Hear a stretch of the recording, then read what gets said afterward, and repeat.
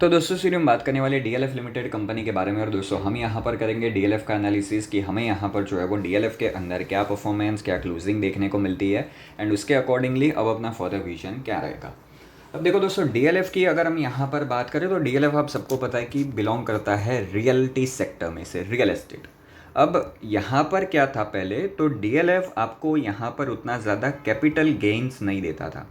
ठीक है, capital gain का मतलब क्या है कि अगर आपने 1 लाख रुपये इन्वेस्ट किए हैं, एक साल के बाद वो मान लो 1.3 लैक्स हो गए, 2 साल के बाद वो 2 लैक्स हो गए।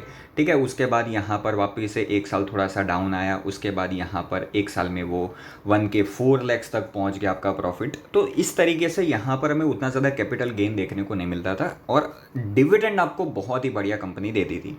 बट फिर क्या हुआ कि यहाँ पर हमने जो 2023 के एंडिंग से 2024 के स्टार्टिंग तक, ठीक है, या फिर अगर मैं कहूँ मार्च मंथ तक, जो यहाँ पर हमने रियलिटी के सेक्टर के अंदर या फिर रियल एस्टेट के सेक्टर के अंदर जो रैली देखी है, ठीक है, उसमें डीएलएफ बहुत ज़्यादा फेमस हुआ। और क्यों हुआ उसका आप सबको रीज़न पता है कि ओवरऑल रियल एस्टेट सेक्टर में अगर कोई ब्लू चिप कंपनी या फिर कोई अच्छी कंपनी जो आपको कम प्राइस में मिल रही है, बाकी अगर आप गोदरेज प्रॉपर्टीज़ को देखो 2,500 से 3,000, आप यहाँ पर जो है वो मैक्रोटेक लोढ़ा को देख लो, वो तो आपको बोनस दिया उसकी वजह से उसके भी प्राइस कम हुए, वरना वो भी महंगा था। उसके बाद आप यहाँ पर बाकी सारे शोभा हो गया, प्रेस्टीज एस्टेट्स हो गया, बाकी सारे अगर आपको देखोगे तो वो सारे के सारे महंगे हैं।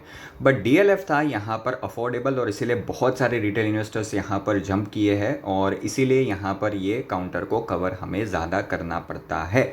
अब लेवल्स की अगर हम बात कर ले तो डीएलएफ का मेजर सपोर्ट है 600 एंड रेजिस्टेंस है इसका 700 पे। तो अगर 700 को ब्रेक करके ऊपर निकल रहा है तो ओवरऑल एक ट्रेंड रिवर्सल आने के चांसेस रहते हैं।